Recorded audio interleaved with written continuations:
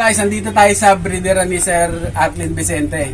So tignan natin, tanungin natin yung mga sistema na ginagawa niya tungkol sa breeding, tapos yung mga ibon niya dito na nagpapanalo sa kanya. So tignan natin, hawakan natin, tignan natin kung ano yung hipo ng mga ibon kung bakit nagpapanalo talaga yung mga ibon. Pero kasi mahirap kasi dito pumasok sa kanila sa dito sa loob nila. Kasi nga, merong dalawang gwardiya mo. Bakit ako ngayon? Dalawang gwardiya. So, may bouncer. Hindi kami basta-basta makapasok dito. Kinapkapan pa kami dito. Baka mamaya kakapkapan kami kasi nga baka may dalang mga itlog. Si Sir, ano pangalan mo, Sir? Francis Paseco, naglalaro sa Bagong Silang, tsaka PFRC. BSRPC tsaka BFRC. Shoutout sa mga taga BSRPC, BFRC. So shoutout sa inyo yung mga pair, yung mga maganda lalaki nandito. Si Sir naman ay Donel Lop. Ito, medyo mayabang-yabang to kasi nga kalalapuin na lang. Hindi, yung nagka-winner kasi itlog lang binigay sa akin. Itlog lang? Oo, itlog lang talaga. Tapos pinayaya ko lang sa ibon ko. Hanggat, yun na, magaling. Kasi yun yung naglapuin na sa BSRPC. Oo. Ito, sige. Kaya magtaga lang Anong line? Android. Pasikula eh. Android. Hindi kasi ano yun eh, kumbaga, magtaga ka lang talaga sa ibibigay na itlog. Kung wala ka pambili, magtyaga ka Itlog-itlog lang muna, no? Itlog-itlog lang muna. So guys, yung itlog-itlog na yan, hindi yan basta-basta nakukuha. Nakukuha yan. Kung gusto nyo payo ko sa inyo yung mga gustong mag-itlog-itlog na ganyan, so nakukuha, hindi yan basta-basta binibigay. Nakukuha yan sa pakikisama. Kung wala kang pambili ng ibon, dapat maayos ka makisama sa mga katropa mo. So makikita naman nila yan kahit hindi mo sabihin, mag-offer sila kung nakikita nila na hindi ka ganong nagpapanalo o nagpapanalo ka kung kailangan mo talaga tong bloodline na to na galing kay Sir Artlin Vicente. So bibigyan ka niyan. Ako nga baka mamaya nagmamakaawa nga ako, baka mamaya kahit itlog lang, isa na wala. So guys, punta tayo sa breeding. Bro, dito ka para may dito ka sa tabi ko para yung may katapat yung parehas gwapo kasi ayos ba, Joy? Hindi naman malakas ang hangin. Parang may ano na ipo-ipo eh. Ipo na. So guys, andito kami sa isang magandang lalaki tsaka sa isang pinaka-poging vlogger. Yung pinaka-poging vlogger, ano yun, bine-brainwash ko lang yung mga nanonood para yun na iniisipin nila sa akin kahit hindi naman. So andito tayo sa breeding. Lop ni Sir Artlin Vicente. So si Sir Artlin, tanungin natin siya kung paano siya nagbe-breed ng mga ibon niya na panlaro. So, ano ba bro? Sa selection mo, paano ka mag-selection ng ibon mo? Kasi, siyempre unang-una, winner. Winner. Ang mga talaga, hindi ako gusto ko, ginagamit ko, may winning line talaga. Winning line. Oo. So, ano pag-usapan din namin to kasi nung nakaraan, nagtatawagan kami. So, ano ba yung ginagamit mo na sistema sa breeding? So, tinanong ko siya, ang sistema na ginagawa niya ay line breeding. Line breeding. Hindi ako nag-breed. Mga Line breeding maganda. Mga magkakamag-anak. Nililipad.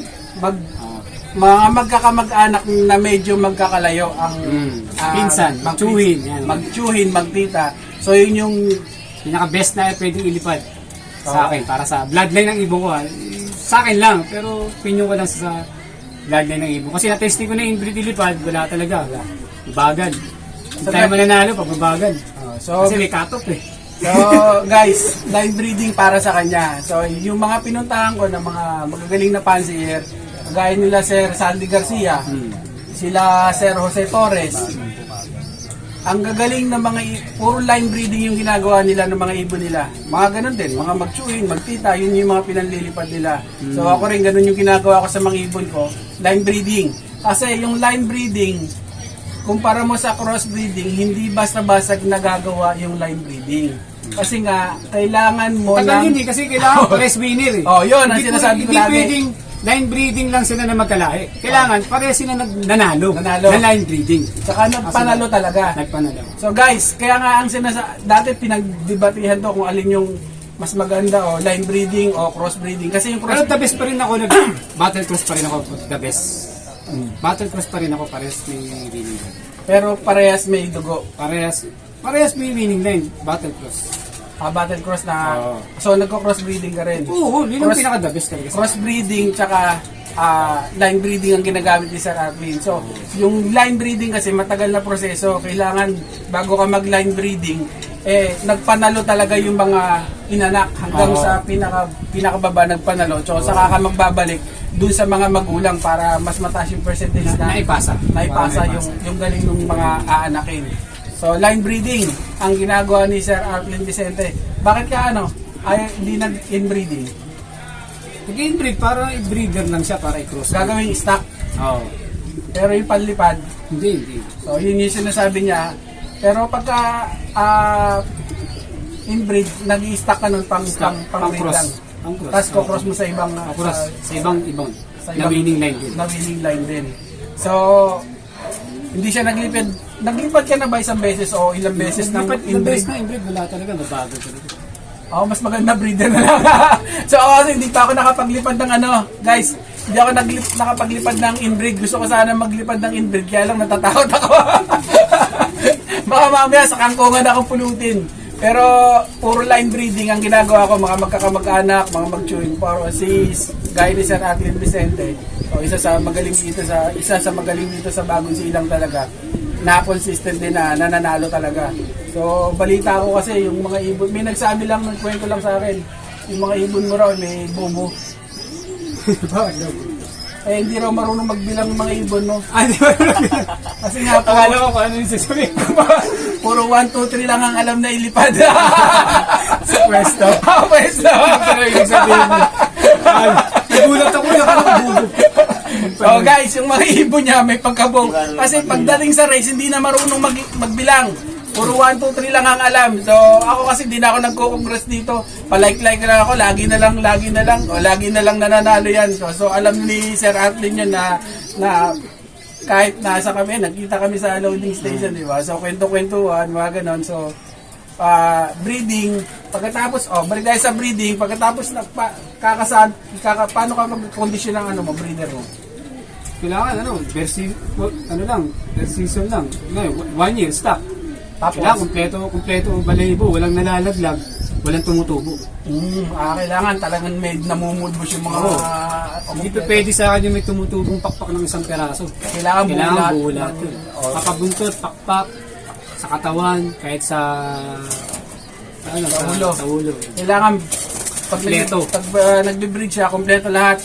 So, ulo, buntot, lahat, kompleto lahat. Ibig sabihin, kondisyon yung ibon ng pagkakaroon. So, meron ka ba binibigay na gamot? O kunyari, Meron. magbibreed ka. Siyempre, una-una, purga. Tapos, flashing.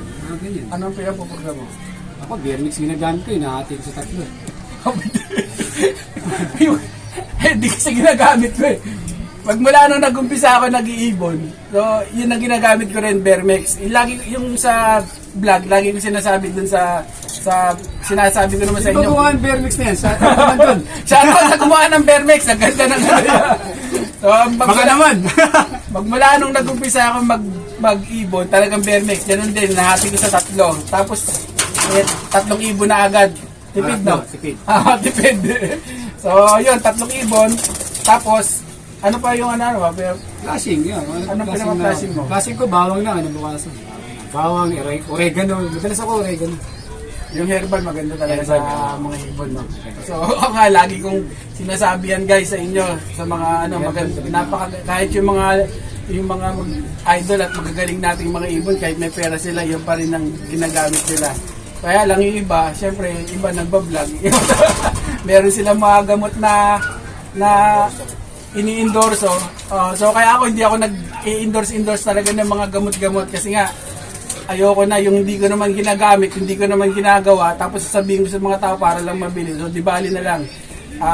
Okay na ako dito sa sa yung mga newbie, yung mga walang pambili ng mga mamahal na gamot na ini-endorso. So kung may pambili naman, wala namang kaso, nasa sa kanila naman yun eh. Almost lahat ng ginagamit ko, halos pinupulot ko lang sa hali. Di ba? Tapos nagpapanalo. Mga gilid-gilid dyan, mga oregano, Malunggay. Nagtanim na nga ako ng malunggay, Hindi na natira, Naubos ko na. So, ayun. Yun yung mga ginagamit sa Acklin. So pagkatapos nun, hintayin mo na lang mapisa. O yun, Pagka napisa na yung mga ibon, may binibigay ka ba ng vitamin sa... meron. Pag 10 days na inakay, nagbibigay na ako ng tigi-tigi. Ito, ano to eh. Pag 10 days na yung inakay, bibigay na ang tiki-tiki. Etong tiki-tiki na to, sobrang tagal na ginagamit ng mga pansi. Kahit ikaw gumagamit. Kahit yung mga dati pa. Ikaw, gagamit. Hindi pa ako nagagamit na. Pero marami talagang gumagamit ng tiki-tiki. Kasi nga, vitamins to pambata. Pambata, sigurado pwede pang pantao. Oo. So, tiki-tiki. Baka naman, tiki-tiki. Kanina, Bernex, baka naman. So, 10 days. 10 days. Tiki-tiki. Paano ka nagbibigay? Hanggang sa tumuka. Hanggang sa tumuka. Oo. Pa ilang drops na ito? Hindi, pag baby pa lang, pag sa tubig muna ako nagpapatakon. Pag medyo malaki na, yun, pwede na i-drops. Pagkapisa nila, o yung Hindi ka pa, pag 10 days na, 10 days na. sa tubig muna ako. sa tubig So, na, pinapalakas ko rin yung magulang Kasi- para nakaka-absorb din ng tiki-tiki kasi vitamins. kasama na to eh. Kasama na siya. Kasi Para yung yung- magulang, medyo... Na-absorb din niya. May Kasi vitamins na. dalawa na rin silang magbe-benefits nun. Yung magulang kasi na-absorb din niya yon. Tapos yung Pinakain. anak, isusubo kasi nila yon sa Is kahit pa paano may natitirang vitamins. Oo, may natitirang vitamins sa kanila. So, What's up, mga kaibon?